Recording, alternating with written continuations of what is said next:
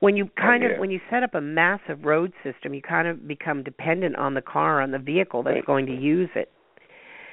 And that's kind of sad. You know, you block creativity there. I suspect by now we'd be zipping around in hovercrafts and parking them on our roofs.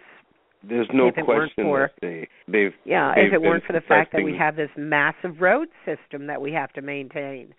Right. It's the same thing. You know, somebody once said, well, who would build roads in a libertarian system? And, you know, those people who need them would build them. The colonial people built roads, and they didn't have a central government saying, oh, we've got to put Route 280 here and Route 80 here, and we've got to do this, and my brother-in-law is going to build it for, you know, a lot of money.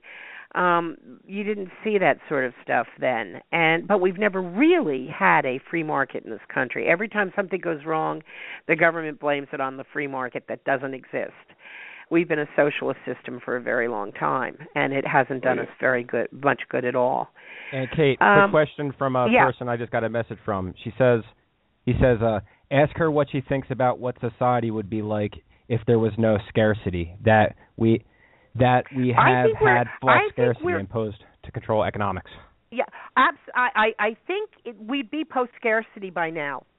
In that case, you'd see a situation where people would probably share the wealth.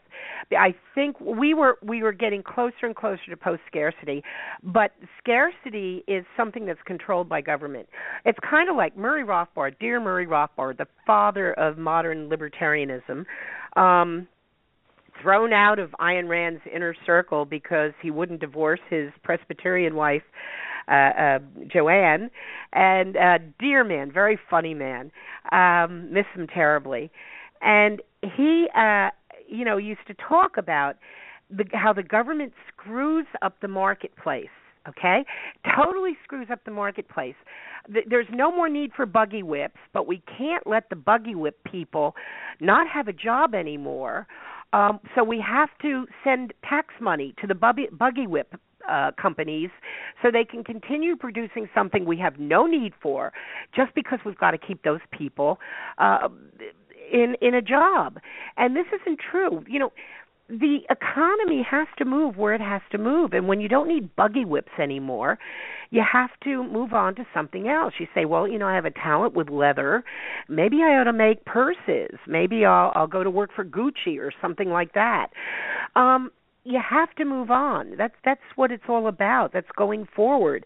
And the government prevents that by sticking us in certain places. They've destroyed the school system. I mean, teachers can't teach anymore. They are limited as to what they can say in a classroom. I've spoken to so many teachers who say, the truth of this history is this, and I'm not allowed to say that in the classroom.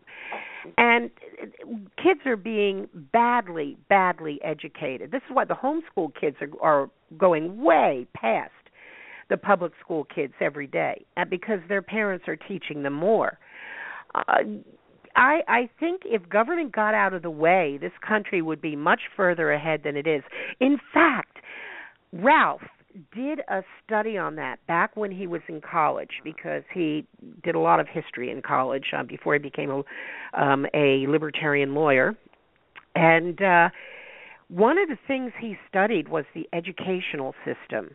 And during the Industrial Revolution, the big industrialists, the big money people in this country, Morgan, all those people said, geez, we can't, we'd love to build factories, but we can't get Americans to work in them. Over in Bismarck's Germany, people will stand on their feet 16 hours a day at a very low wage, doing the same thing over and over and over, and they're perfectly happy. And over here, we can't hire people to do that. Well, a lot of the people who were very ambitious came to America for the freedom, and they weren't going to stand in one space all day. They took 2 and 3 jobs a day so that they could afford to bring over friends and relatives, so they could build their own little restaurants and shops and produce things. They were ambitious. And there was no way they were going to work in that factory like that. So they realized that they had to somehow change the American psyche. They sent a group of people called the Educationalists. They consisted of Dewey of the Dewey Decimal System, Harriet Beecher Stowe, and there were several others, and they were sent over for a year or two to Bismarck's Germany to study the system over there to see how do they get these people to work the way they do. Well, they came back and they said it's in one word, kindergarten. These kids are taught to stand in line. They're taught to raise their hand, wanting or twoing it. They're taught to be very obedient. They're taught not to be creative, and they're taught to think what they're told to think. And we kept the name kindergarten over here, and we formed the public school system. And, of course, as with every government program, they espoused it. They lauded it as the most wonderful thing. This is going to help everybody. This is going to educate everybody. And the fact is, it took education down. Before the public school system, people got educated. They got educated according to how they needed to be educated. Churches ran free schools. Neighborhoods got together and hired teachers. You saw, if you see any shows on the Old West, a town would hire a school marm to come in, and they'd share things, but it wasn't set up the way the public education system is today, where everything is by rote, everything is controlled, everything is consistent, and now we have Michelle Obama telling the kids what they can and can't eat. It was a freer system. If the teacher had information on George Washington, they learned it, even if it was not necessarily nice. And I think of that because I was talking to someone last night about the alleged whiskey rebellion, which took place after the Revolution, when George Washington went after those making whiskey to tax them. Here was the man who had just fought a revolution against taxes, and now he was taxing people. But the interesting thing is our school system has handed that bit of history down, not as the whiskey tax rebellion, but as the whiskey rebellion. Now, who rebels a whiskey, right? But this is the way they word things. This is the way things are set up. There's so much hypocrisy and so much nonsense. Last week, one of the comedians on The Daily Show got up and did a number on Ayn Rand, and I heard a tiny bit of it. It was supposed to be hysterical. Now, being a libertarian and being one of the 30 or 40 people who called themselves a libertarian back in the 60s and 70s, at a time when we thought, the word libertarian wouldn't come into common usage for another 100 years, I knew a lot of people, not a lot, but I knew some people. Some of my friends were taking classes at the Nathaniel Branden Institute, which was an Ayn Rand school.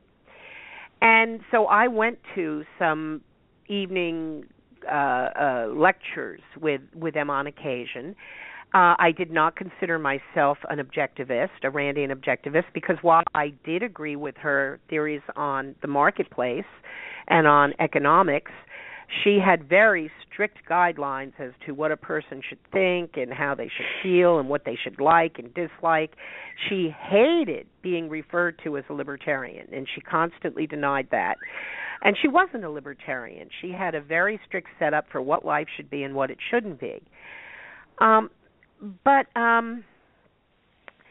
listening to all this and watching all this, you realize when you read Atlas Shrugged, you realize she was right about a lot of things. She was right about the marketplace.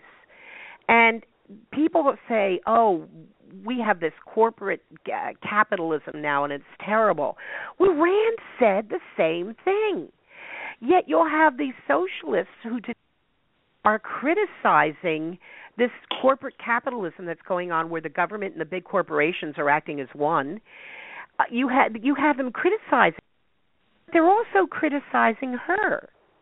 When in fact, if you read Atlas Shrugged, the companies that remained independent until they got totally disgusted and went underground, their owners abandoned them, they were the good guys, and they were the ones that were providing jobs and doing good work. And then there was the crony corporate capitalists who were working with government, and they were the ones who ultimately tore down and pulled down society. And people, will criticize her when actually, if they read her book, which most people don't, they'd realize she agreed with them. She agreed with them that this crony capitalism is not good. And so I get a little annoyed because this comedian got up last week and did a number on the selfishness of Ayn Rand. She espoused selfishness. She was quite blunt. She said that people operate in their own self-interest, and for the most part, they do. You look for the best job. You try and find the best you can for your money. You're operating in your own self-interest. Granted, you help other people too. You reach out, and if somebody needs help, a friend needs help, you help them as you can. But generally speaking, people have to operate in their own self-interest, or they die. Mm-hmm. And what really irked me when I heard about this criticism of Rand was this comedian probably makes millions a year. He does all kinds of shows. Right. He does, and how much of his money is he giving away? He is operating selfishly in his own self-interest, and at the same time, he is living what Ayn Rand talked about, and he's making fun of her. Mm-hmm. Now, there are things about Rand I didn't like. Hey, she was who she was. I'm who I am. I don't care. Live and let live. But these people these days, right now, there's a great deal of backlash against her because the movie Atlas Shrugged has come out in 3 parts. I don't think they did a very good job with it, because if you are an objectivist and you've read her books, you know where they're going. But if you're not an objectivist, you don't really get it. You're not really learning about free markets by watching it. My son took economics courses at the county college years ago. And he came home with this book that was almost 3 inches thick, and there must have been 500 definitions in it from economics. And I skimmed through this book, went through the pages, looked at it, and I turned to him and I said, "Yeah, you have to memorize this crap in order to take your tests. But I'm going to tell you right now, there are only 2 words, 2 definitions that you really need to know if you're in business. 2 things that you have to consider. They are supply and demand. That's it. Yep. That's it. And if you get them right, you'll have a successful business. And if you don't get them right, you won't. All the rest is crap." And this is what Rand was basically saying, and this is what libertarians are basically saying. And no, libertarians don't hate people, and they're not anti-charity. They just believe charity should be done individually by themselves, because if you give the government $100 for charity, they're going to keep 90 of it, and the people who need the money are only going to get 10. We're living in very strange times. I'm not sure what direction they're going to go in. We're like at the edge of a cliff, and we could either pull back and go toward freedom, which would make things so much better for people, or we could go forward, fall over that cliff, and really see a mess with civilization. I do believe that because we live in this hologram and we're creating it with our thoughts, and we've bought into a lot of the things we've read and seen, I do believe that we're going to see some cataclysms. I worry for the East Coast, and I worry for the West Coast. After what I saw last night about symbolism, particularly symbolic shapes of certain land masses, I'm convinced that the West Coast is going to go, and I wouldn't want to be living out there. On the other hand, I do believe that life is forever, and that we come and go, and we learn different things in each life. It's just a shame we can't take it with us, because if you do a lot of studying, you hate to leave and then have to come back and start all over again. That's a lot of work. Mm-hmm. But on the other hand, people do need to wake up, and a lot of them need to study more. I do think that the Anunnaki are affecting us and have been affecting us. I do think there are other alien groups that have been affecting us. As you know, Jeff, I don't know that I should go into this. No, you can go. You can, please. There's no limit. Okay. As you know, I've had alien experiences, And Ralph was always very upset by the idea, and kind of like took it like, oh sure, that really happened to you. And then finally in 1994, Ralph is your husband, correct? My husband, yes. And in 1994, it was Thanksgiving week, and it was the night after Thanksgiving. It was Friday night, and it was 11-something p.m. And my husband and my son, who at that time was only about 6 years old, were sitting in the family room in this townhouse we had in Morristown. And I was washing dishes, and they were too tired to walk upstairs and go to bed, And I was washing dishes when I got the message that I should go out front and say hello. And I said, I'm washing dishes. And no, come out now. So I went out to the front step, the front, and opened the door. And I knew something was about to happen because there was no sound at all. No bugs, no people, no cars, nothing was going on. And here I am in the middle of a mini city in the middle of north central Jersey. And there's no sound at all, so I knew something was about to happen. And all of a sudden, the apartment building across the street from me, I noticed 3 massive white lights in the shape of an isosceles triangle coming toward me very slowly and very quietly. And it went right over my head, and underneath I saw it was a massive triangle, and it very clean. It looked like it had just been through a car wash. And when this happens, you are physically capable of talking, but you don't want to. And that's been true with me with different types of ships and different experiences. You just suddenly don't want. And so I looked at this thing, and when it went over the roof, over my head, and out of my sight, my ability to speak came back, and I opened up the door and screamed in, Ralph, open up the rear door and look up now. He was 2 feet from it, so he jumped up, opened up the door, looked up, and saw this massive thing 20 feet above our roof. And he watched it float slowly down Elm Street, down the side street, and watched it then take off. And for months afterwards, he would come in and say, draw that again. I can't believe I saw it, but I know I saw it. And it really bothered him for a long time. But since we moved up here, up to Sussex, he's seen a lot more. Oh, wow. And he's much more open to the fact that there are beings from other planets and how involved they are in this whole control scheme. Are they a creation of it that we're witnessing and seeing as somehow separate from another planet? Are they a creation of these controllers, or are they actually from other planets and they're here to help us escape that? It's really hard to tell. When I was living there in 2001, you did something similar. You screamed out loud, Ralph, Drew, Jeff, come outside, and I was the only one who responded. And I go outside, and to the front porch, I look back. I kind of knew it was coming, and it was at least 150 feet wide, black triangles. It's kind of scary. And it's mostly been, with me, it's mostly been cigar-shaped things, and I think that's Pleiadian. A couple of times I was pulled out of the place in Morristown. I was told, get out now, and I went outside into the little private garden and sat there and then watched a black helicopter that didn't even appear to have a flyer, a person flying it. It looked like it was empty, but it would go back and forth across the roof and slowly and then disappear. Now, why me, okay? Is this bloodline?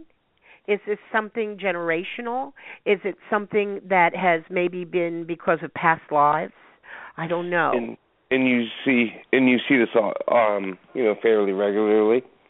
Fairly often throughout your life? I have to tell you, the last couple of years have been very quiet, but I do know that there is a war going on out in the heavens over this planet. And so that doesn't surprise me. I definitely believe there's a spiritual warfare going on. But the question is this real, or is this something, too? Alien presence, just another religion being created by these controllers. So we're seeing what they want us to see, because this is a hologram. You can create all kinds of things. We're seeing what they want us to see in order to create another belief system. Right. And I look at it and I think, is this real? Is this a belief system or what? Okay. And it's getting to the point. Barbara Marciniak channels the Pleiadians. And although I'm told of late that she's channeling other entities that aren't quite so nice, I don't know that for a fact. But she said, I was at a meeting years ago with a group of people. It was a class she was offering. And she said at that time, there will come a time when you will not be able to determine what is real and what isn't. You will be totally confused by the information coming at you. And I think we're there. Because one minute I think, yeah, that's got to be truth. And the next minute I think, back up a little bit, that's probably not truth. And so it's and truth, what is truth? It turns out it's subjective. That's where Ayn Rand was wrong. Is there an objective reality? I don't think so. Maybe I'm wrong on that too, though. But I don't believe there is an objective reality. I believe it's all subjective. Okay. And you can play games with yourself to prove that to yourself by creating things. One night after Thanksgiving dinner, this was just about 4 years ago, you know how they have these sales now. They used to be the next morning. The morning after Thanksgiving, you'd go to all the stores for sales. Right. And it started, it was going to be, 6 a.m. the next day, and everybody get up early. And then it was 4 a.m., and then now it's midnight or even earlier the night before. So everybody rushes after they've eaten their turkey and they're exhausted from all the food they've eaten. They grab their coats and they jump in their cars and they go running out to the stores to shop. I don't know if they will this year. The economy's so bad. But they did then. 4 years ago, they were still doing it. And we decided to go up to Harriman, New York, which is off of Route 17 north of New York City. It is a shopping center. There are probably 150 stores there, and they are very expensive stores. They are the really where you're getting very expensive clothes on sale. But I don't go to those stores. I buy cheap clothes. But I did want to go to the Williams-Sonoma outlet because there were some gifts I wanted to get there, and I thought it would be fun. Let's go out. Well, we got up to a road that was probably 5 miles from that shopping center, and we left at 8 o'clock. And it was about 9 o'clock, and I think the stores were going to open at about 11. And we got on this road, and all of a sudden we noticed bright lights on the side of the road with signs, flashing signs saying, "For the Harriman Mall, get off here and park and take a bus. No more parking in the mall." And my son said, "Oh, we better get off." And I said, No, I've got a space planned. And he said, "You were crazy," which is something he always says to me anyway. But we passed that parking lot. We passed 2 or 3 more parking lots before we got to the major intersection by the mall, where the cars were just on top of each other. And some were trying to get out of the mall, but most were trying to get in. And my son said, "We should go back and park in one of those lots." And I said, No, I've got a space plan. I'm buying a lot of glassware, and I don't want to have to carry it around. I want to be able to put it in my car. I have to be by Williams-Sonoma. And there, he and his girlfriend are looking at me like I am the nuttiest woman on earth. And so we moving at 5 miles an hour, we finally get into the parking lot. And I said, "Go straight ahead," and you couldn't. They had a barricade. And I said, this means we have to go completely around the shopping center. I said, "Go to your right." And so we're driving slowly around the shopping center, and he kept saying, where do I go? Where do I go? And I said, keep going. And finally, without looking up, I said, "Make your next left." And he said, "It's a short dead end." I said, "Make it. Take the next left." He took the next left, driving down it. 2 cars from the sidewalk, there was an opening. Okay? 2 cars from the sidewalk, there was an opening. I said, "Pull in."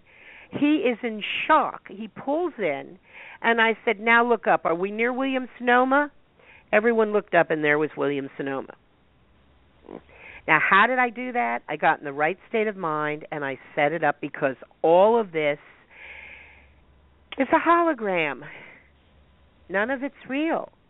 And, yeah, there are some things I feel absolutely secure doing, and I have no problems doing them, and I do them well, and other things I'm not so good at manifesting. And a lot has to do with the way you're raised, with what you're taught as you're growing up, or what you're bringing with you from a former life. We should all practice more, and we should all practice for good things, not just for ourselves and our families, our friends, and for the world, for Mom Earth. If that's what you believe, then what's after? What's after this life? Another. We're still learning. We're still learning, and we're still expanding into the universe. We're still creating. I think mostly the purpose of coming here was simply to have fun. And we don't do that. We get down here, and because we've gotten caught up in this drama that's going on, we tend to be more into survival than into having fun. Mm-hmm. And we need to focus more on that, more on good things happening in order to change that. But I think we come down, we're expanding. The universe is expanding. Ideas are expanding. You think, okay, now we know everything you can possibly know. Bull. There's so much more to know, simply because we're creating it as we go. Right. We're here as artists. We're here as artists. We're not discovering things. We're creating them. And we're here to create, to make it better. And I do believe there will come a point when I think very shortly we'll see work hours cut back so more people can be hired, and people will be working 25 and 30-hour weeks. And prices will probably go down to match. So that, two people will do maybe the work of one person, formerly one person, in order to keep things going. And I don't think that will be by any government order, because if it is, it won't work. It has to be done through the marketplace. You have to go by supply and demand, and then things work. The moment the government comes in and says, oh, it's got to be done this way, you just see a screw up. I mean, come on, look at this health plan. What a joke. Very rough for people like me who use alternatives and very rarely uses anything mainstream. I'm supposed to pay for mainstream. And look, in Switzerland last week they had a vote. Do you want the government to provide health insurance, or do you want to continue purchasing your own? They voted overwhelmingly. It was like 70%, we want to buy our own. And they're smart. They're looking around and they're saying, we're not going to be like those stupid Americans or those, stupid Swedes. In Sweden, people are buying what they call secondary health plans because the government plan just isn't working. In Canada, women with breast cancer for decades came down to the United States because that supposedly wonderful plan that Canadians have is very backward. They don't have the money to go forward and find new things. So women who were comfortably well off, if they came here. They came to America, and they won't anymore under Obamacare. They'll probably say, how old is she? Oh, put her to death. Fortunately, people are waking up again. They're waking up that they have power, and that, and I think we're going to see more and more people healing themselves, either with energies, like Sherry is working to reverse people's problems with. I have to be careful how I say that. But she is brilliant, and she uses sound brilliantly. And we'll see more of that, and we'll also see more people getting control over their manifestations and keeping themselves whole and healthy. And I do think that's coming. There is a wonderful man. The name of the book is Manifesting Michelangelo. His name is J.P. Farrell, and he is a very wonderful man, a dear man, wonderful energy around this guy, just a cloud of beautiful energy around him. And his dad was the Marlboro Man in those old cigarette ads. And he lived out on Long Island, a comfortable upper middle class life.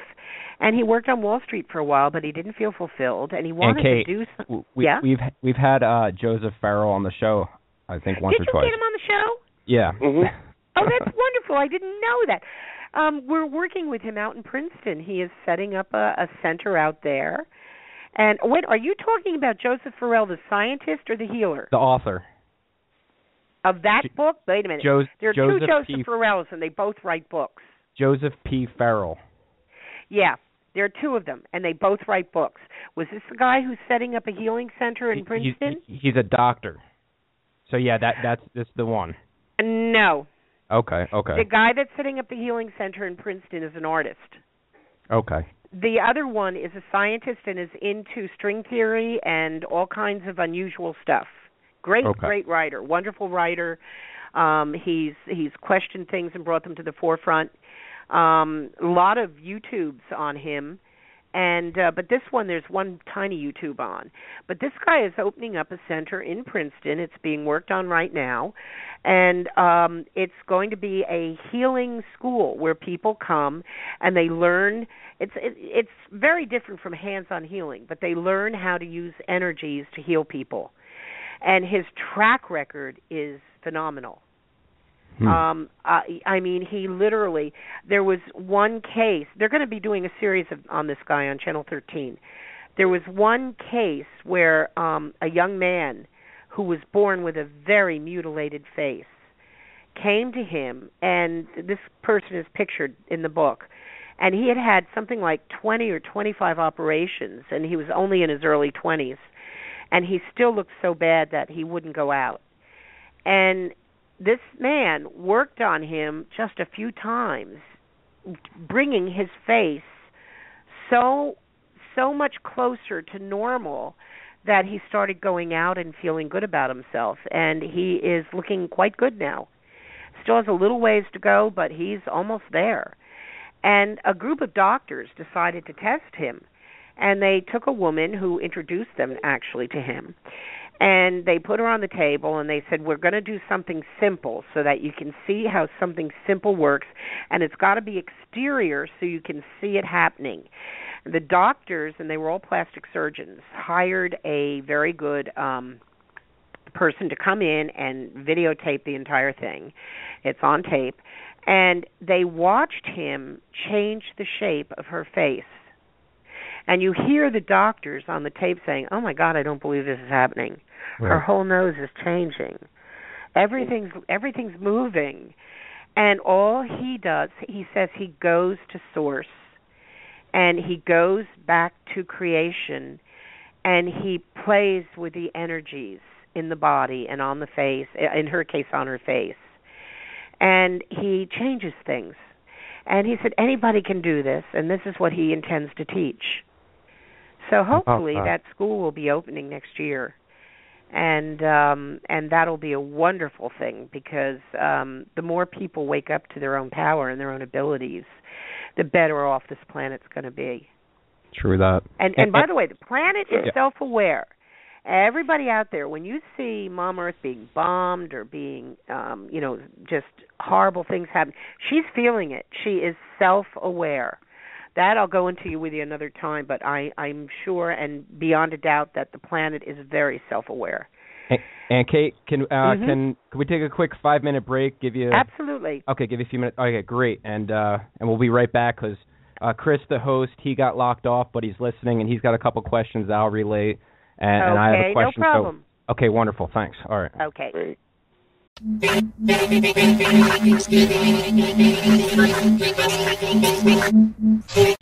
Okay, we're back.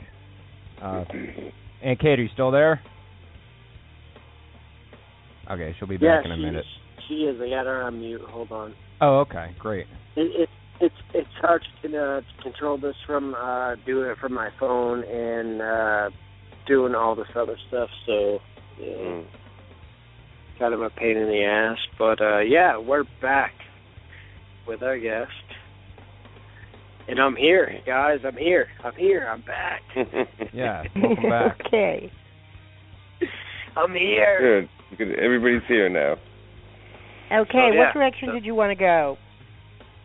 Oh, jeez. Chris, didn't you have a question? You had a couple questions. I mean, I got questions, but we were on a roll. You guys were on a roll. You guys are doing a great job. Without me, that was great. Oh, this has been there is tremendous. So much. It's what I heard, that needs to be revealed. I gotta tell you, Go the more that I learn, the less I know. Because everything is becoming more and more complex as we go deeper down into those roots. And it's going deeper down that rabbit hole. Jealous when you guys were talking about Sitchin, Zechariah Sitchin, because that's like, so I'm like, I'm sitting here like messaging Jeff. I'm like, oh man, I want to talk about this, but I mean, anyway, so. Sitchin understands something. One of my dear friends was very close to Sitchin. I met Sitchin once at a lecture he gave here in New Jersey. Oh my God. But one of my friends was very close to him. Traveled, with him occasionally. Attended lectures with him around the country, and this person told me once that there was a lot Sitchin wanted to reveal, but he didn't dare because he had a deal. He knew a lot of people in the Council on Foreign Relations, and they knew things that he didn't know, and he was so desperate to have more information for himself that he traded information with them. He agreed not to say certain things so that they would give him information that he just needed to have for himself, because his whole life was wrapped around this. So I really can't blame him. But this is why I question the whole Marduk thing, because in his book he said that Marduk died, and that he was killed or he died. And then I read that the leaders of this world are meeting with Marduk, who is allegedly the king of the earth. And at one time, allegedly, he was. And so is he still? What's going on? Who's affecting things from down below? Is it simply Marduk? Is it a group of entities? Is it the Archons? Is it the Anunnaki? Or is it something, as I was going through last night, something deeper? Is there something that goes further back? And these beings, these entities that have chosen to abuse the system, are themselves incarnating into positions where they can enjoy the fruits of their very nasty labors. And that's what it looks like. And certainly many of them are descendants of Anunnaki. Actually, we're all such a mix. We've all got a reptilian brain. We're all very much a mix of all of these beings. But as I said before, the idea of the family, the one family descending from Jesus, is crazy, because there are millions of families who descend from that bloodline, and there's nothing special about it. I mean, if you really go into the history, Joseph was not a poor carpenter. He was a very wealthy descendant of David. And he and Mary were both of the Hebrew royal line, and they were not allowed to, the Jews were not allowed to have a king at that point, because the Romans were in charge, and the Romans said, here, you'll take this person as your king, even though he's not a Jew. And Jesus was basically the Prince William of his time. And he would have been king. He or one of his brothers or one of his cousins would have been king if the Jews had been allowed to have a king of their own at that time. So this was not a poor family. This was a very wealthy family. Jesus traveled. It's believed he spent time in the East, picking up information there, which he infused into his teachings. And I think he was basically a nice Jewish boy. And very well off, very intelligent, who learned that we have abilities beyond what we have been taught we have, and who used them. But I don't believe he came here to save us from our sins. This is where we get into the whole religious aspect, where these religions have been used to control, to cause wars, and to basically make people unaware of their abilities.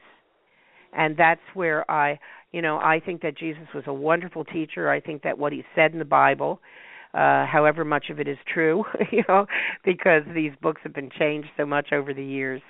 Lawrence Gardner was head of the Stewart family, and Jeff, you are a Stewart. You're 27 generations to Walter the Stewart, the head of the Stewart line.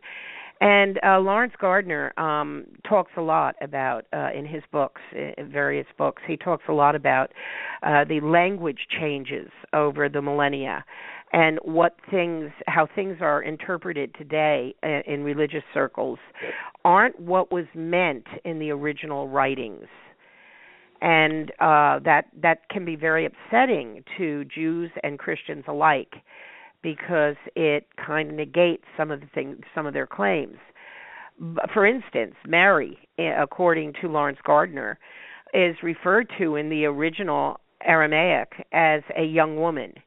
The Jews had a very special word for virgin, and it's never used on Mary.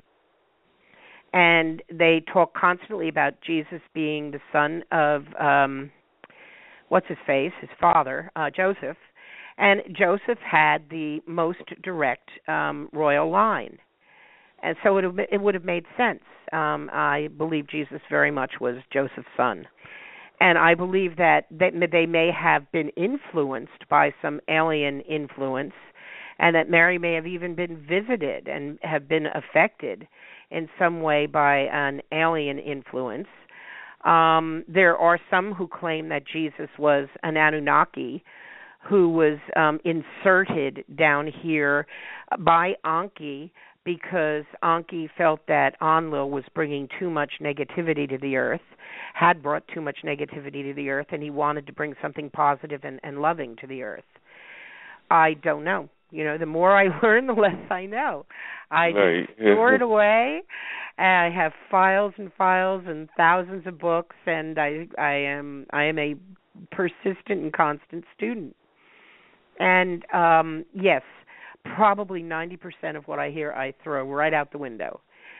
But there is a lot that's still unexplainable and still needs to be dealt with, and a lot that we're not allowed to deal with. They just don't want, the powers that be don't want things brought out. Of course. So we shall see what happens. I think we are in for interesting times ahead. I hope they are not painful times.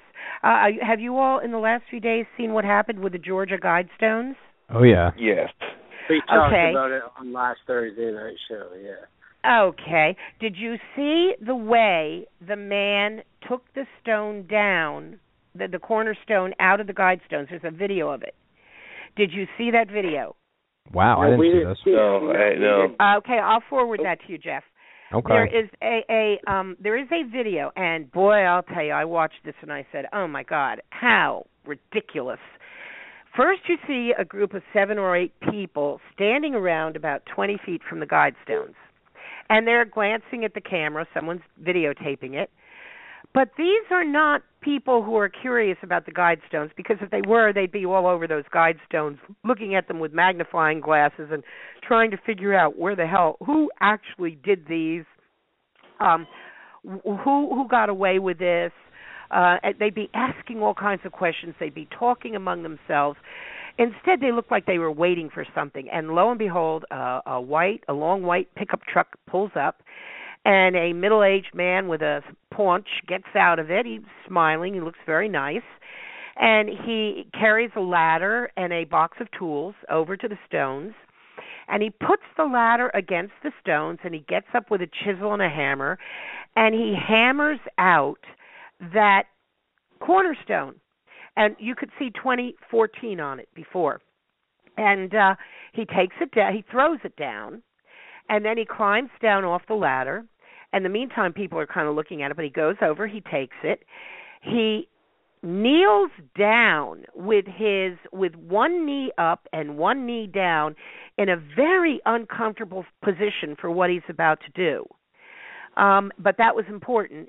And then he proceeds to chisel all 6 sides off this rectangle, off the square. And you find out then that all 6 sides have something printed on them. One side has MM printed on it. One side has, I think, JMM. I'm not sure about that. But then there are other numbers on this thing. And he chisels all of these off until all the fine finish, all the polished finish is gone, and it's just a cube of very rough stone. In the meantime, all these people have grabbed the pieces. I have a friend who's a Mason who was very excited about that when I sent him the video. And he called me up and he said, do you realize what he was doing was a Masonic ritual? And I said, no. What do you mean? And he said, well, first of all, the way he was kneeling was the way an acolyte, when they're being initiated into the Masonic order, kneels. They have to have a specific knee up and a specific knee down. And he said it must have been uncomfortable for him because he was banging on that piece of stone. And he said also, in every Masonic hall, they have 2 stones. One is the square, and he didn't say to me whether there was anything on the square. I presume he can only say so much. But one is a polished square, the finished piece, and the other is a very rough square, the unfinished being, kind of like you go from being unfinished to being finished. And he said, what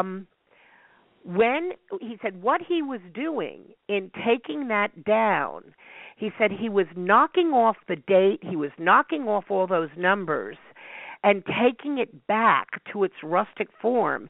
He said, I think they were saying that they failed. 2014 was probably when they intended to have everything done, and they didn't have it done, and therefore they failed.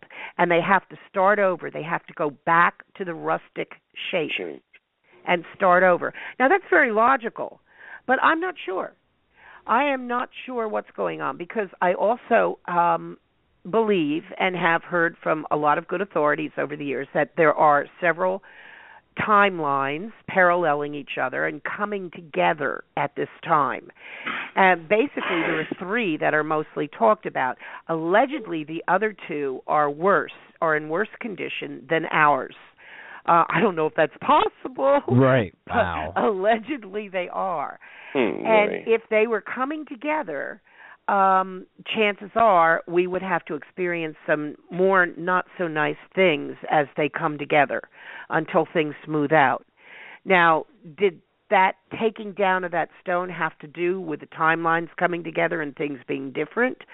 I don't know about you, but in the last couple of years, and my Masonic friend and I were talking about this together, we have both seen people on TV who we thought had died 4 and 5 and 10 years ago. And I'm sitting there saying, whoa, I have just jumped timelines. I am not my timeline anymore because that person wasn't there. And so there are a lot of strange things happen. You have to keep your eyes open, keep your ears open, get things together to protect yourself, because we live in an apparent physical universe, even though it isn't real. And since we consider ourselves part of it, it's a good idea, unless you're an expert at controlling energies at this point, it's a good idea to protect yourself right now with things like nano-silver, hydrogen peroxide, an ozone device, a Bob Beck machine, if you can still get one. The government kind of went after them years ago. But there are a lot of things that need to be done in order to move forward. And the number one thing you can do before you go to bed and when you get up in the morning is sit there, meditate yourself into a wonderful, positive state where you see things beautifully, where you're Abraham describes it as floating downstream, not fighting the tide, and everything good coming towards you. And if enough people do that, we can turn things around. I'm convinced. Years ago, remember when the show X-Files? Oh, yeah. Anybody watch X-Files? I was an X-Files junkie. I was an X-Files... What? I didn't watch any of the X-Files where they got into gory stuff because, again, like Ayn Rand, I don't watch gore. I don't watch anything that's not going to uplift my spirit or my mind. So if it's a horror story, if If it's disgusting, I don't watch it. I have nothing to do with it.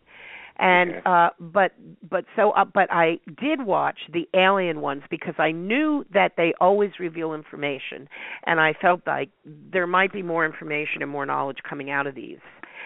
And so I did used to watch them. And when the last one was shown, which was supposed to tie up all the loose ends, I was furious because it didn't tie up anything. And that night I was meditating because I was kind of pissed off over the show. I had written a little article on it, which we had put up on our website. And I was meditating. And it was, what's going on? Are these aliens taking over this world? Is humanity going to still have control? And I got back a very serious meditation that said, many of the aliens that you are aware of come from places that they have destroyed simply by their, not by their choices, but by their emotions, their thoughts. Earth is beautiful because at their heart and at their soul, most people on this planet are beautiful. And if aliens come in and wipe out most of the population on this planet in order to make it their own because it is a beautiful planet, if they do that, the planet will turn as ugly as they. And so if they want to live on a beautiful planet, they better leave humanity here. You saw proof of that in 911. And by the way, that was when I got up at Ralph came in and said they just hit the World Trade Center. I jumped out of bed, came in and said, looks like a New World Order event. We knew immediately that this was not 17 or so Arabs who gladly took credit, but they had nothing to do with it. This was, the cabal doing its thing. I was in the room when that happened. Okay, yeah, and that's right. You were here, and we knew immediately what was going on, but they expected, from what I learned later, they expected the people in New York City to pack their bags and race out of the city, or to sit there and scream, protect us, bring on martial law. And that's not what happened. Instead, you saw New Yorkers racing down to that 14th Street barrier and saying, what can I do to help? What can I do to make this better? Do you need soup? Do you need socks? Do you need a massage? Do you need fresh water? What can I do to help make things better? And that's what humans are.